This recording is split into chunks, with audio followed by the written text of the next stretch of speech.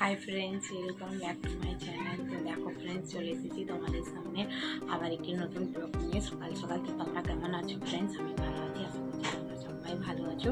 তো আমি কতটা ভালো আছি তোমাদের সঙ্গে শেয়ার করছি সেটাই। তো দেখো এখন সকাল 9টা, সাড়ে নটা বেজে গেছে। তো এখন মানে কাজ হয়নি অনেকটাই, বাড়িতে তো এখন রুগী আছে।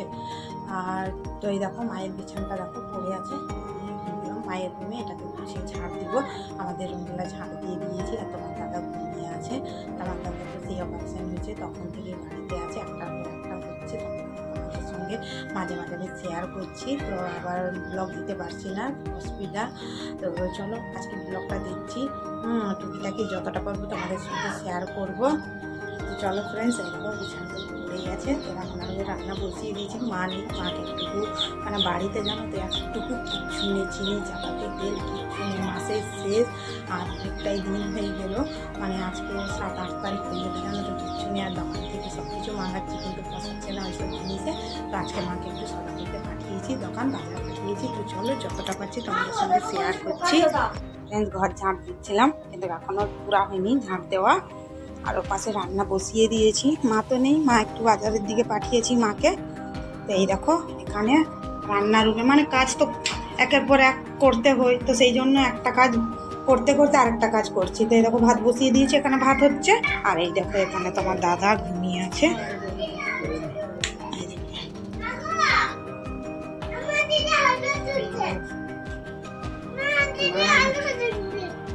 দাদা দেখো ঘুমিয়ে আছে, আমার ছেলে বিরক্ত করছে। বাইরে দেখো মেয়ে খেলছে, কিন্তু ছেলেকে নিয়ে খেলছে নি, মেঘলা মেঘলা। কালকে তো একটু বৃষ্টিও হয়েছে জানো তো, সেই জন্য ঠান্ডাও লাগছে। তাই দেখো আমার ছেলেটাকে দেখো ঘ্যান ঘ্যান করছে জানো। ফ্রেন্ডস, এখানে মাংসটা বানিয়ে রেখেছি, দেখো মাংস এনেছি, মাংস বানিয়ে রেখেছি। আর এখানে দেখো ভাতটা বসিয়েছিলাম, ভাতটা হয়ে এসেছে। তাই কাজের ফাঁকে ফাঁকে অনেকগুলোই কাজ করলাম। খিচুড়ি স্কুল গেলাম, ভাতটা হয়ে গেছে, ভাতটা ঢালবো এবার। তো খিচুড়ি স্কুল গেলাম, এই দেখো ছেলের জন্য খিচুড়ি এনেছি। এই দেখো ডিম আর সাদা ভাত দিয়েছে আজকে। আর তার ফাঁকে আরও কাজ করছিলাম, দেখাবো। তো চলো ভাতটা আগে ঢেলে দিই। তো দেখো ফ্রেন্ডস, এই দেখো ভাতটা ঢেলে চলে এসেছি। আর এই দেখো এখন এখানে একটু ডালটা ধুয়েছি, ডালটা রান্না করবো। তোমার দাদা বললো ডালও রান্না করতে, তো এতে এখনও কিছু দিইনি। তো চলো আগে ভাতটা নামিয়ে বসিয়ে দিই। তো এই দেখো ফ্রেন্ডস, আমি মাংসটা ধুয়ে দিলাম জানো তো, মাংস অল্পই আছে, এই যে অল্প আছে মাংস। তো আমাদের তো দেখেইছো তোমরা, বেশি মাংসটা খাওয়া হয়। আর এখন তো তোমার দাদার ওরকম হয়েছে, সেই জন্য মাছ চলছে না। তো মাংসটাই ও খেতে চাইলো, সেই জন্য মাংসটাই রান্না করছে। আর আমাদের নানিয়ারা সবাই বলছে যে ও যেটা খেতে চাইবে সেটাই তাকে দাও। তো এরকম ডালের মধ্যে সব দিয়ে দিলাম। এপাশে আমার ডালটা হবে, মাংসটা একটু পরে বসাচ্ছি, দিয়ে দিয়েছি। তো রেখে দিই, এখন আরও কিছু কাজ করতেছিলাম। চলো কি হয়েছে। আর এই যে আমার লক্ষ্মী।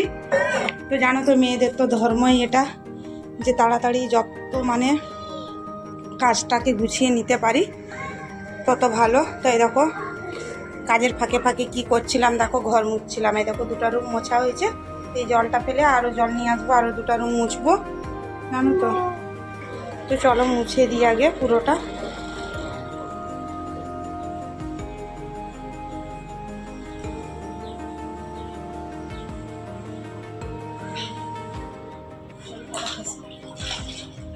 তাই দেখো ফ্রেন্ডস, আমি ঘর মুছছি। আমার ছেলে বাইরে খেলছে জানো তো, ও তো এখন খেলছে, সেই জন্য কাজটা আমি তাড়াতাড়ির মধ্যে করছি। কারণ মাও তো নেই, মা গিয়েছে একটু বাজারে। তো এখন যদি ও ঝিট করে তো খুবই অসুবিধা হবে, সেই জন্য আমি এখন ঘর মুছছি। তারপরে জল গরম করবো, ছেলেকে স্নান করাবো, তরকারি বসাবো। বন্ধ করো। তো এই দেখো ঘরটাকে মুছে দিলাম, ঘরটাকে জ্বালাবো। অনেকদিন থেকে জানো তো, সেই জন্য ভাবলাম যে একটু লিখবো। সেই যে নিচে, তারপরে উনুনটাকে জ্বালাবো, তরকারি এখানে বসাবো। ও পাশে আমার ভাত ডাল হয়ে যাবে, আর এখানে আমার তরকারিটা বসিয়ে দেবো, হয়ে যাবে। স্নানটা দিচ্ছি। আর আমার ছেলেকে দেখো সব রান্না বান্না করে খাওয়া দাওয়া করে চলে এসেছি তোমাদের সামনে। কারণ তখন তো মা বাজার থেকে এসেছিলো, তারপর ঝটপট কাজগুলো করলাম। ছেলে খুব জিদ ধরেছিল, সময় হয়ে গেছিলো তো আমার দাদাকে খেতে দিতে, সেই জন্য কিছুগুলো শেয়ার করতে পারিনি। আর রান্নার মেয়ে আমাদের জানো লাইটটা ফিউজ হয়ে গেছে, সেই জন্য কিছুই তোমাদের সঙ্গে আজকে শেয়ার করতে পারলাম না, যে কী রান্না করলাম আর কি কি মানে কাজ করলাম রান্না নিয়ে কিছুই শেয়ার করতে পারলাম না। তো এখন খাওয়া দাওয়া সব সেরে নিয়েছি, অনেক আগেই সেরে নিয়েছি। তো ছেলেও ঘুমিয়েছে, তোমার দাদাও ঘুমিয়েছে, তো আমি ঘুমাবো ভাবলাম কিন্তু ঘুমাইনি জানো তো। তো ভাবলাম না তোমাদের সঙ্গে একটু গল্প করি। আর মা নেই, মা একটু বড় দূর বেরিয়ে গেছে, মায়ের খুবই দরকার সেই জন্য মা চলে গেছে। আজকে গিয়েছে, কালকে হয়তো থাকবে, পরশু দিন হয়তো আসবে। তো বাইরে প্রচুর রৌদ্র বেরিয়েছে জানো তো, প্রচুর রৌদ্র দেখা দিচ্ছে এখন। চলো তোমাদেরকে ব্যাক ক্যামেরা করে দেখাই। এটি দেখো সব ধুয়েছি আর বাইরে কত রৌদ্র দেখো, দেখেছো অনেকই রৌদ্র দেখা দিচ্ছে। এই দেখো লাইনের ওপাশে। আর হয়তো তোমরা মাইকের আওয়াজ পাচ্ছ, আমাদের এখানে জানো তো সেই চোখ দেখানোর জন্য ডাক্তার এসেছে এই সামনে লাইনের ওপাশে। মানে চোখ কারো যদি নষ্ট হয়ে গেছে, চোখে যদি কোনো রকম প্রবলেম হচ্ছে, তো সেই কারণে এই ক্লাবের থেকে ছেলেরা এনেছে, তো ওই জন্য অ্যালাউস করছে। আর এই দেখো হাঁসগুলো দেখো কিরকম হচ্ছে, ওদেরকে খাবার দিয়ে রেখেছি কিন্তু তবু ওরা দেখো কেক কেক করছে। তো চলো দেখো বাবারি, এদিকে না আসতেই ডর লাগে জানো, খুব ডর লাগে, ভয় লাগে। তো কেন ভয় লাগে বলছি, সেদিন তোমার দাদা এসেছিল এই কলা গাছের এদিকে, তো দুটো সাপ দেখেছিল জানো, এই কলা গাছের ওপরে ছিল, সেই জন্য এদিকে আসা বন্ধ করে দিয়েছি। তবে তোমাদেরকে কিছু দেখাবো বলে এলাম। এই দেখো আমাদের যে যতগুলো আনারস গাছ আছে না, দেখো সবে আনারস ধরেছে। এই দেখো, এই দেখো, এই দেখো, আরও অনেক আছে জানো তো।